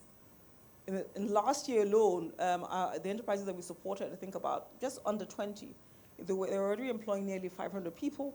They created 248 new jobs just in 9 months. I mean, you can't tell me that it's not economically viable or commercially viable, right? They made carbon savings of about, I think, 349,000 metric tons, which is what about 90,000 people emit in Ghana every year. I mean, these are stats that I think if we could even incubate 1,800 people in 1 year, look at how much contributions we'll be making to Ghana's NDCs, Ghana's national determined contributions. So our support is around entrepreneurship, sustainable entrepreneurship, storytelling, and also policy advocacy. We do some work with the government to try and influence policy, particularly fiscal policy, so that it is more climate smart. On the back of that, what would you say the saturation has been, let's say in the last 2-3 years? Are people beginning to understand it a bit more? Are people beginning to understand why they should do all the things we've just talked about in the last 30 minutes about the fact that you can create repeated value, you can help yourself, you can save the earth on which you live or the corner where you are, and you can also get some financing and improve your business and get access to certain funding. Do you think that the saturation is achieved? How far have we come? How far do we have to go? Just using the case study of what you've been doing. Okay. I mean, if you just look at our application rates, right? A couple of years ago, maybe we would get 100 applicants for each new cohort. Now we're looking at 250, 300, right? So there is a lot of interest, and I think, whereas perhaps in the past that interest was transactional. I can get money. So why not apply? But now I think it's transformational because it's more transformational because people are seeing that it's not just about the money. It's about going the long haul with my business.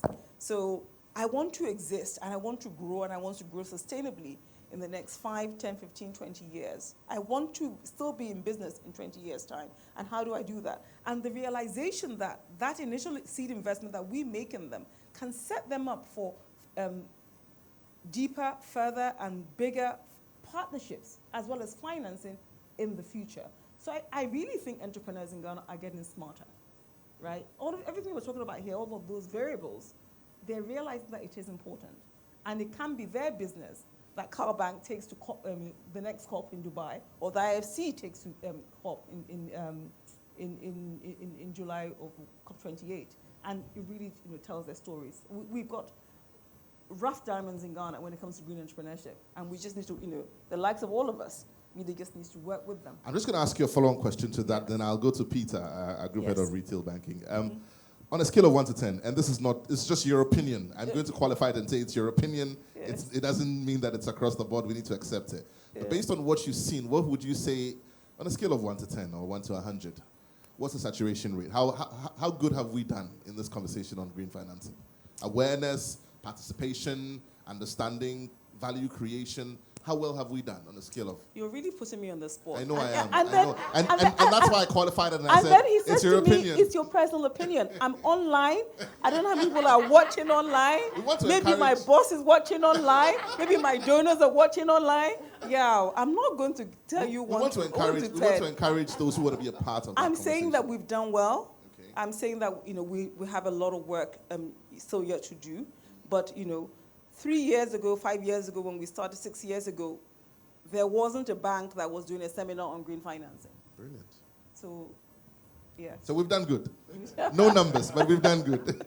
Peter, just some very brief thoughts. We're talking about repeated value creation when Ruka was talking, and she talked about the fact that they helped some companies in advisory, for example, in their line of business, in managing their waste and therefore creating useful energy, which can be used again in the process. That speaks directly to cost of business and creating more value, creating more money to be able to do more business. Just share some thoughts with us. What would be some of the added benefits in that same respect for businesses who sign on and decide that after today's conversation, they're going to be an active part of that green conversation? What would be some of the repeated value chain, advantages that would be created and therefore release more capital for their own businesses? I think I would just touch on one thing that Ruki said, which I think the transitioning is happening, but maybe albeit a bit slow. Businesses are realizing that it's not just fashionable to be green, but it is actually commercially viable. And I think that is where we are now, that inflection point where businesses are saying that, no, we've heard a lot of talk about green. Let's try it and see where that value really is. The examples she gave for me are spot on.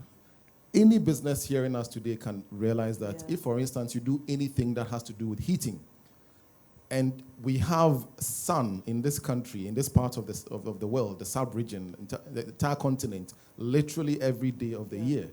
And your initial cost might appear to be high, but the long term, for me, is extremely beneficial. We've done quite a lot of such projects. There's a school that we recently supported to go solar. And this school has been struggling to pay up their ECG bills. We all know how ECG bills are going up every single quarter.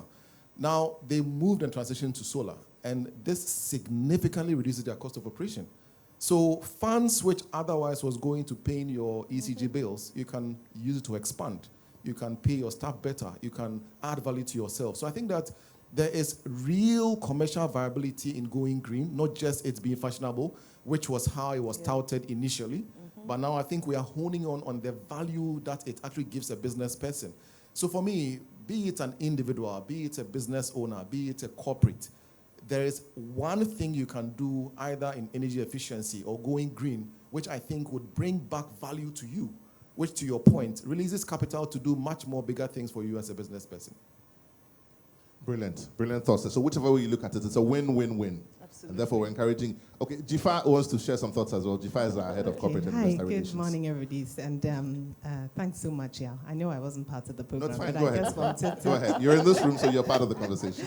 So I just want to touch on what Peter said. And At a meeting a couple of weeks ago, I was talking about a business I visited in this area that makes chocolate. And it's from somebody I know personally. And, visited her 5 years ago. It was a very small operation. And I went there over Easter to get some Easter eggs. She's got a solar taxi. She's turned her entire operation, she's gone off-grid, basically. She's fully solar powered. And I was just asking, why did you bother? And she said, Jifa, let me tell you, it makes so much money for me. She now brands herself as an organic chocolate producer. And that has just opened up a whole market that she wasn't in before. She now has an online business. People are actually ordering her products from overseas. And she was talking about how much it's added to her bottom line in terms of revenue and sales. And the new consumer, the Generation Zs, are very, very deliberate about making consumption choices, whether it's the clothes they buy, whether they want to buy organic cotton that is not treated with pesticides, if they want to buy cocoa that is organically produced. That consumer now, who is the sort of 18 to 36-year-old, is actually being very deliberate about saying, I don't want to buy this chocolate, I want to buy this chocolate. I don't want to buy this shirt, I want to buy this shirt because it's sustainably produced. So just to support Peter's point, it's not just fashionable. People are actually consciously looking for sustainable producers and services. So do it because it grows your market, and don't do it because it's the thing to do. Because there's money there. Correct. Do it because it grows your market and it saves the planet. Correct. Wonderful conversations there. So now that we've created the connect, now that we've sort of highlighted on the benefits and we're encouraging our businesses and our individuals to sort of be a part of it, now let's sort of create a bit more understanding, if you will, a bit more depth. Kobe, I'm coming back to you. Being, someone who works on the World Bank project and other initiatives, of course, you work with government, you work with private sector as well sometimes. Let's draw a line for me, if you will, through all of these words which have, or should I say acronyms, which have become synonyms for each other. The SDGs, sustainability, renewable energy, energy efficiency, recycling, green financing, the conversation on green buildings. What's the line that we draw through all of this, and how do they all connect, if you will? So, so they indeed are connected. So I'm sure there was a time when you say a green building, people were looking to see you grow some greens on the building, which is green building. But I think that the easier to do is to look at your energy efficiency, is to look at your source of energy. And so we already alluded to the fact that in Ghana, there's an abundance of solar energy. Yes, I mean, it's also true that we acknowledge that in the past, especially during the energy crisis, people sort of had their fingers bent. People went in for very poor solar technologies, which did not deliver, and so do not want to be involved in any discussion about solar. Well, it just points out that there's an area for building capacity, helping people to appreciate what indeed works. And I'm sure that's how come GCIC and others come in, some kind of technical assistance where we're able to guide people to understand what really works and what works for you. Because the fact that we are promoting solar doesn't mean solar may work for your business or for your home. So it's important that we are guided. And that's how come I'm also excited that earlier you mentioned that some of your partners are even around the Energy Commission. So Energy Commission has a roster of all approved solar companies in this country. So because we are promoting solar, you just can't go and buy any solar product from just anybody. It has to be one from an institution that has been approved, that's gone through all the processes, that has been deemed, qualified to bring in and sell.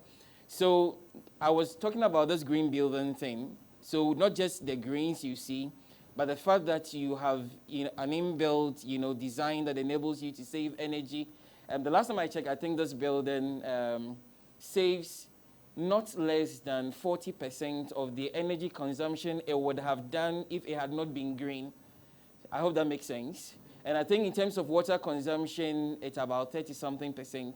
So the technology exists for you to be able to integrate green initiatives into your project design.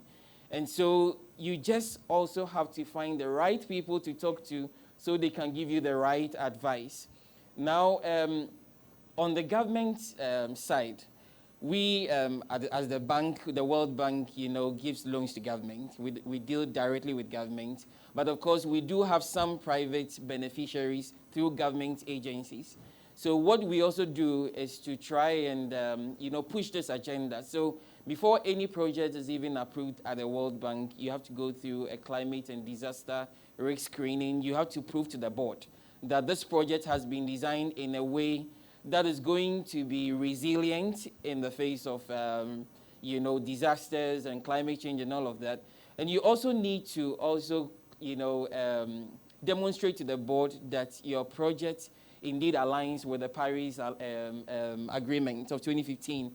So now we have what we call the Paris Alignment. So what they've done is to develop tools that enable you to assess your project, try and enhance the green features of the project even before the board would approve such projects. So probably that's just what I'll say for now. On the back of that, let me just ask us quickly that how, for example, would a business or someone who's conducting an assessment measure the success of sustainability initiatives for investments made by a business or an SME? So sustainability is big. It goes beyond green. Now, for a bank like CalBank, if we go sustainability, then we are not just looking at the green, we are looking at the social, we're looking at governance. And in a bank like CalBank, your governance is best handled by your HR, compliance teams, and all of that. There are already metrics for measuring the success of how well an institution is being governed. And so these are the same indicators that will be of interest for any sustainability assessment. So at the end of a period or a year, you want to do a sustainability report. For governance, I'll capture those indicators from these departments that are already in their right, qualified to handle governance.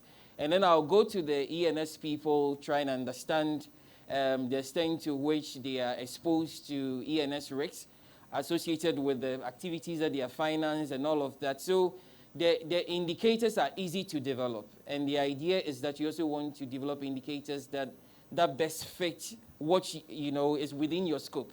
So you would hear of a lot of metrics in the system that report on ESG, that report on sustainability. If you do a deeper research into their methodologies, you realize that they are all influenced by what is important to them. So it's always key that we also look at what really is of paramount interest to an institution so that in developing your metrics for reporting, you are capturing data that helps you tell your story. It makes it easier, and then together you're able to build a picture of your commitment to sustainability and the green agenda. I like that you talk about the ESGs, and I will come to that shortly. I will take also a comment from the Energy Commission, from our friends from the Energy Commission. But Peter, let me ask you this, maybe Peter or Jifa, whichever one of you. How important is it for a company or for a business or an SME who's deciding to be part of this conversation today to understand the place of the ESG in their process? The word that jumps at me is responsibility to the process. Okay, so I think for most of the SMEs that we work with, we try to be, what should I say, a little deliberate about introducing them to that conversation. I fully understand it's difficult when you're just struggling as a small business to get going. You almost feel that ESG is sort of esoteric because I don't have money, I'm trying to recruit, I'm dealing with the real live coal-face issues, and I don't at the moment have the luxury of talking about ESG. But I think that's where Cynthia and her team come in, and Peter and his team come in that as you're, fighting fires of the daily, humdrum of trying to run a business, you get over hurdles. And then you come into, with their assistance, you come into those discussions around the ESG issues. Women, what do I do for my female staff? What do I do in terms of where I'm sourcing my energy? What am I doing about emissions? Where is my wastewater going? And you then come into those discussions around how you can obtain financing to address those specific issues. So the financing that they're offering is not just about getting a solar panel. There's also the TA aspect of it, the technical assistance, which is to support you to get the best solar technology, to see what programs you can have which are sort of gender friendly. And I say gender because I think, we've all used it's all become a little haggard when you talk about women empowerment. It's gender. I mean, both males and females in your organization should be supported. So I think that's where Peter and Cynthia's products come in just starting the conversation with the SME to say, listen, I know you're, fighting fires every day, but beyond this, there's a bigger conversation which actually benefits you commercially. So let's talk about ESG because your clients will like it. Yeah. So, Peter, I don't know if there's anything. Okay, so, yeah, go ahead, Peter. Go ahead. So just to add, maybe from the point of view of the SMEs and then from the point of view of the bank. So I see it as a continuum where it starts with green, which is a subset of sustainability. Exactly. I think that we are making some decent gains with the green conversation. And I would say we are gradually touching the surface of sustainability when it comes to the SMEs in Ghana. It's still a bit abstract in most of their minds because we have, 2.1 million SMEs in Ghana. Majority of them are in the small, micro level. So most of them are focused a lot more on running their business on a day, as opposed to looking at audacious things like sustainability. But I think that we would get there. And once we are making progress with the green conversation, we would gradually move into the sustainability, which is a bigger umbrella, and then drive that. Now, from the bank's point of view, we've been quite deliberate. We have a women's banking arm, which for me is a key part of the conversation that we said earlier on. And the objective is to empower women entrepreneurs and women-owned businesses. And it's on the fact that we have about 40% of SMEs in Ghana owned by women. But when it comes to accessing financing, there's a bit of a disconnect in terms compared to their male counterparts. So the bank is deliberate about bridging that gap and empower women, capacity building conversations, business-to-business engagement. So that's how we are trying to bridge the gap. But on the SME side, I think we have a bit more to travel to get more gains on that sustainability. Right. Cynthia, let me just ask you very quickly, what has been the response like where, with our customers, we offer the technical assistance after they've approached us and we started the conversation? Has it been positive? Has it been relevant to their businesses? Well, so far it's been very positive, and we have a number of companies coming on board. We actually have some projects in the pipeline where a company is looking to produce shoes from plant-based fiber. And we have a company that has actually assessed the grants, the 10% grant from EU, to reduce the debt burden. So the response has been, I think we've moved away from the rhetoric of the awareness to actual implementation.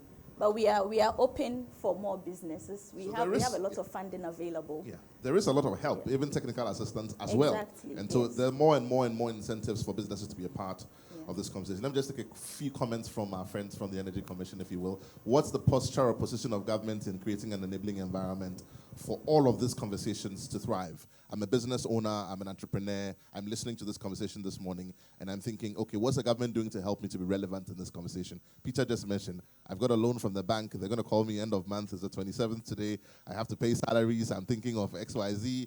What's the government doing to help me? Yes, I think, thank you so much. I think for us at the Energy Commission, we have a policy objective to achieve. We are looking at 10% by the year 2030. We have, as a country, we have some commitment under the Paris Agreement. But mainly, if you are listening to me as a business, we are just there to provide that kind of quality assurance. I think Kobe have already said what Commission is doing. We want to make sure that what kind of service provider that you are engaging. You are engaging the real certified energy service provider, that you can be sure that whatever service that the person is rendering to you, the person has been trained, and whatever finance that you secure from the bank, you are sure that your system could last until you are able to repay the loan commitment. And also in terms of green financing, but it's good that CalBank is leading this conversation. And expanding the conversation. In fact, we hope that more other banks will join in the future. So that's our brief remark. Thank you. Before I take final comments from my panelists, are there any questions from my in-studio audience? Perhaps it's a question you want to ask, a clarity that you seek. I'm open to take for the next 2 minutes a few questions or comments. Yes, Mr. Sadiq Arthur is our head of risk here at CalBank. Thank you. Yeah. So the conversation has bothered more on SMEs, and sitting here as an individual, I want to know what's in it for me. What can I get from CalBank in terms of green financing? And this is for the other members of the discussion that are sitting here. Very wonderful question. What's in it for individuals? Cynthia, do you want to take this one? So let Cynthia start, and then Peter can come in. Yeah. I think in my opening remarks, I mentioned that it cuts across individuals, micro, SME, and corporates. So for individuals, we also have an offering. I believe we offer up to about $50,000 for individuals. But again, like I said, it's not cast in stone. Depending on the transaction at hand, we may be able to look at enhancing the amount. But for individuals, it's $50,000. Spot on. And just to add on, so there's a minor addition we are trying to add on to the individual package, where we get, again, from what our friends from Energy Commission mentioned, we get certified providers to give us a package, which is something that you can actually choose. So there are various packages, various kilowatts of energy, and this is referring to the solar packaging. So as an individual, you can say that my house, I need X number, and we have packages that actually cease to that need. So you can just pick. We just, it's a modular kind of arrangement. We just install for you when it is done. Again, you have the number of years to pay them off. So that's another addition that we are trying to add to that offering for the individuals as well. So if you're an individual, you're listening to us this morning, you've joined us online, you're also able to be a part of this conversation. Sadiq, you have a follow-on comment? Yes? Okay, it's Daniel. Daniel Apia is also our head. A question, just a quick one to, SLE Bank. yes, to Ruki and then Ruka. Ruka, sorry. My question is, there's been a lot of talk that we have a lot of technical assistance. Everybody's providing technical assistance. But then when you look at where our interest rates are inching towards as a country, and even as Africa in general, and the fact that it becomes very, very expensive for businesses and even individuals to take these facilities because they are long-term, is there the availability of funding which could be cheaper to make it easier to be able to embark on these green initiatives? Because we all want to go green. We want to save the environment. But then, whereas it becomes too expensive on the balance sheet of any business, then how do they access it?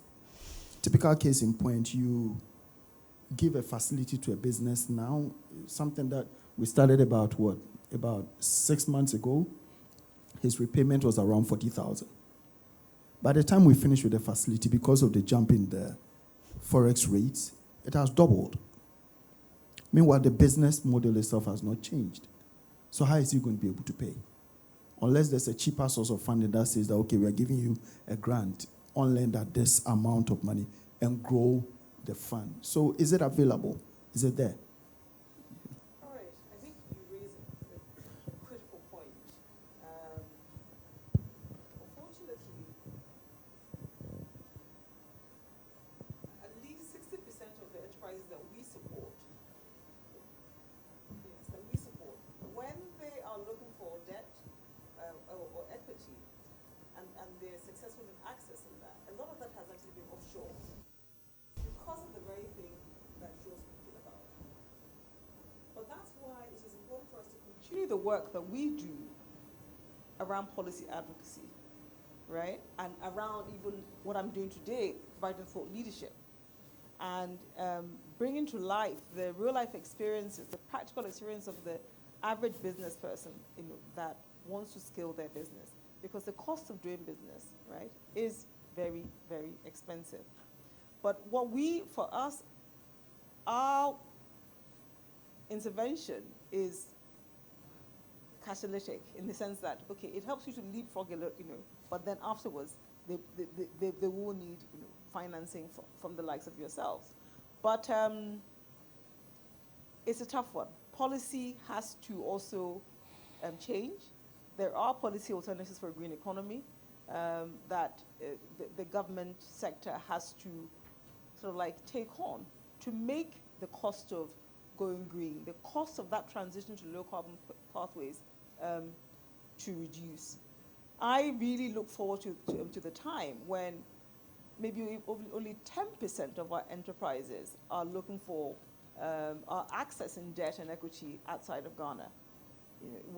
They're accessing it in more developed economies, right? Where there is a lot more macroeconomic stability, right?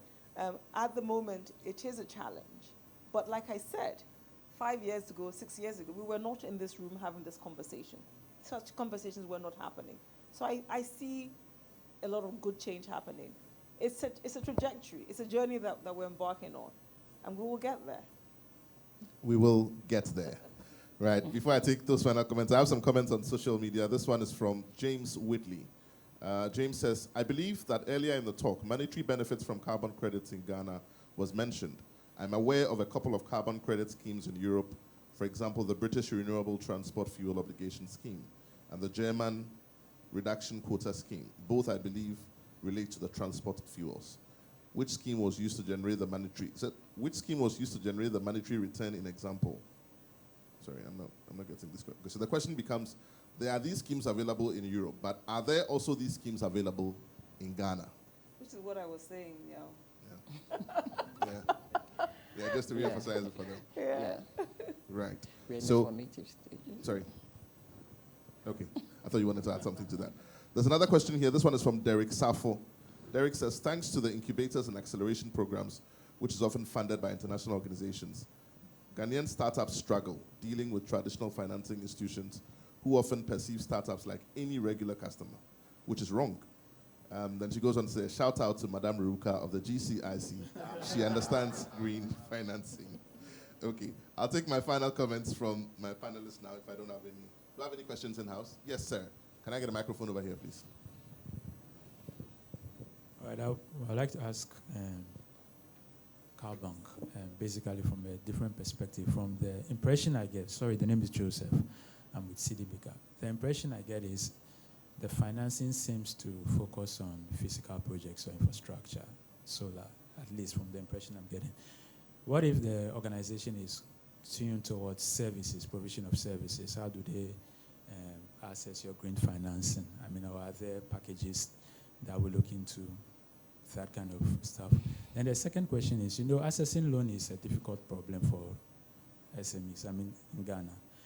Do you foresee a future where the elements of green values that the organization is factoring in its processes would outweigh some of the usual things you ask for loans? That's a question to you.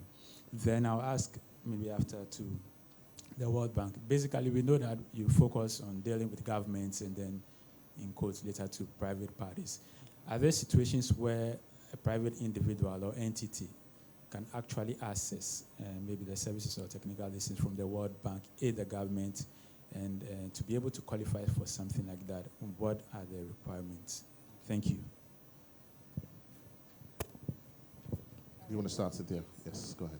So our product is not only geared towards projects. We consider, I think I had mentioned that we consider a number of sectors. So we also consider services. We've actually financed the company Solar Taxi, which offers services. We purchased 1,200 electric bikes for delivery of food. I believe that falls under services. So it's not necessary, so long as we can make the case for renewable energy, energy efficiency, protecting the climate, then it would fall under our green finance product. There was a second question. Okay.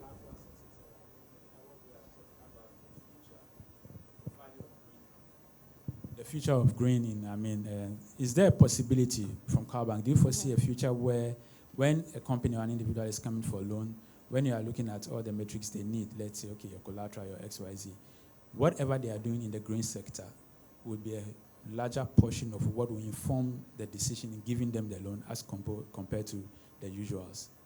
Right. So I'm not sure it's about the future. It's actually something we currently do. It doesn't form a larger portion of it, but we consider that. So in doing our risk assessment and also looking at the ESM factors, so long as it is a project that we can make a case for, that it protects the environment, it mitigates the risk to a large extent. We would still have to take some form of collateral, but we would engage you and then come up with collateral that you are able to provide and which we deem fit. Okay. Was there a question for the World Bank? Yeah, I think just have a question for me as well. So the World Bank is part of a group, the World Bank Group, which has a member that deals directly with private sector, which is the IFC. So it's easier to just deal with the IFC if you are private or you are an individual. It's much, much easier. They understand you better. They understand your business much better. And they have financing instruments that, are geared towards solving, the kind of requests that you would want to put before them. Right, I have another comment here on social media. This one is again from Derek Safo. It says, this discussion will materialize when we finally build a financing ecosystem that incentivizes startups in the green space. As it stands now, there is no traditional bank in this country offering such, and what we see is green business startups failing when they need financing the most. Our startup, Specs Africa, has only been able to access financing from organizations outside this country because local financial institutions are not ready to bet on new ideas like startups here. Cynthia, do you want to speak directly to Derek? I have to Please say... look in the camera for me. So Derek, there's an element of truth in what you say, but it's not absolutely true because the example I just gave, Solar Taxi, is a startup. And we've gone through the journey with Solar Taxi with our partners, IFC, SunRef, and EU. And so I think CalBank has taken the lead as far as that is concerned. Derek, I'm not sure where you are in Accra, if you are in Accra, but there should be a CalBank close to you. Otherwise, after this morning's show, you're Derek. Okay, you want to say something? Okay. After this morning's event, please make your way to the CalBank head office at number 23 Independence Avenue, and we will take care of you specifically. I have one last question in the audience. Let me take that, and then I'll come to my panel for the final comments. My name is Randy Say from TradeWorks. We are one of the certified solar companies certified by the Energy Commission. I just want to add to what Sadiq said earlier concerning solar solutions for individuals or for homes. We have about 3 systems. We call them standard systems that are available. It's very pricey, very economic, and we want to encourage individuals who are interested, especially those in CalBank and other financial institutions, to contact Mr. Jani, Abraham Jani. We will send these 3 solutions to him. He can share it with the colleagues who are interested. And the good thing about solar, I think Madam Jifa also earlier on spoke about solar. When you install solar, you see the benefits immediately. Whether you are renting, whether it's in your own home, you see the benefits immediately. And you can, in fact, after 6 months, you decide yourself to do an upgrade. And within maximum 1 year, 2 years, you go off-grid.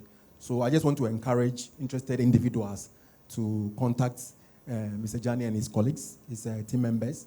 And hopefully within a year, we should have a lot of people installing solar in their home so that when we come here again next year, they can all stand up and say that they've actually installed solar and they can testify to the benefits of green finance in Ghana. Thank you. Thank you very much for those comments. I'm just been briefed that we have with us here the climate attaché at the British High Commission, Beverly Oko, who will also share some thoughts with us. Can I get a microphone to Beverly, please?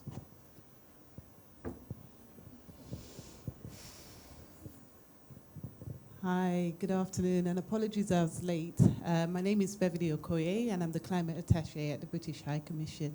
From what I experienced, this has been a very interesting conversation.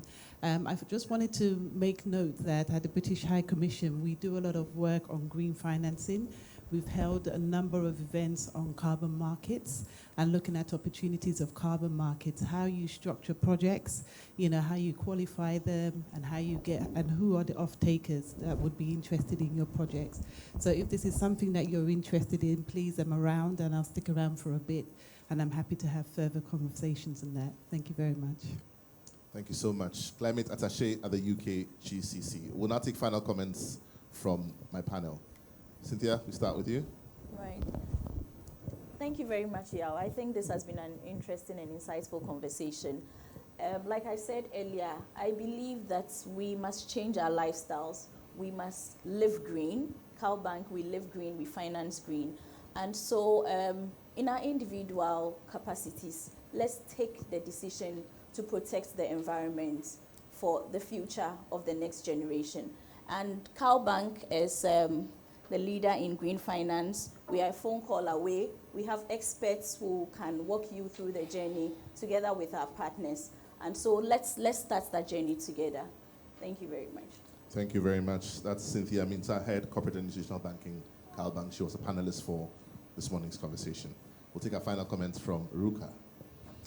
Thanks, Yao. I think I would just like to thank CalBank and the UK Ghana Chamber of Commerce for hosting this seminar. I think what you're doing is sowing the seeds, actually, for the future. I think in years to come, in decades to come, green financing is going to be 90% of financing, right? And having a bank and an organization, the two of you coming together to do this, really shows the importance of the transition to low carbon pathways. And it may seem that, as it is today, most businesses are not green and will never be green, but that is not the case, because it's going to be more expensive to be a non-green business than it will be to be a green business. So it's really important what we're doing. And also in terms of structuring financing for green businesses. I like to use the example of about 2 or 3 decades ago, there were very few financial institutions providing mortgages in this country.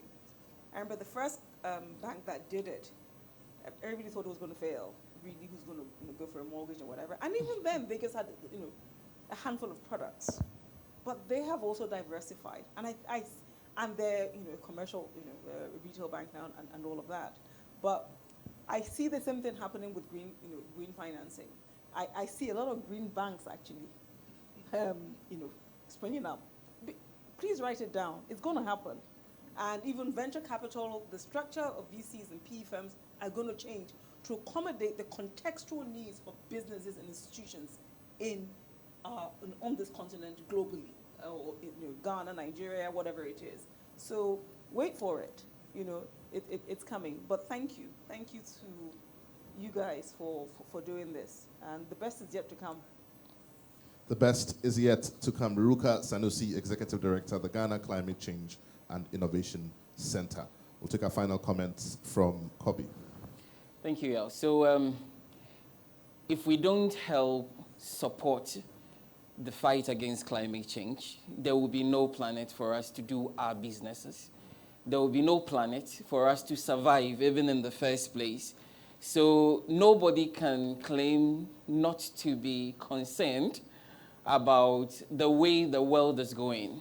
So if you are concerned, then you must be interested in fighting this change.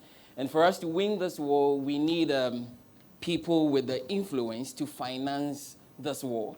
And that's how come climate finance, green finance is very important. As the World Bank, we would continue to do what we do for government and for state. We'll continue to provide all the support, the technical expertise, the actual money to do most of the things that government does.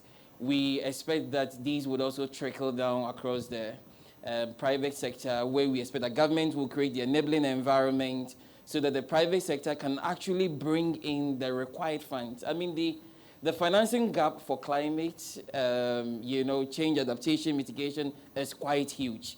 And I mean, if you look at some records that the Global Environment Facility shared in 2013, 2014, for every $1 that they invested in creating the enabling environment, the private sector was able to bring in $6.